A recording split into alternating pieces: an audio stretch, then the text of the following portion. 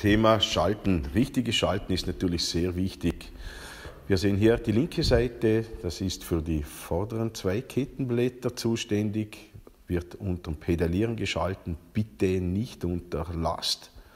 Die rechte Seite ist für die hinteren 10, 11 oder 12 Kettenblätter zuständig. Hier bitte auch unter dem Pedalieren und nicht unter Volllast schalten. Richtiges, effizientes Schalten, vorausschauend fahren und mit einer höheren Triebfrequenz fahren.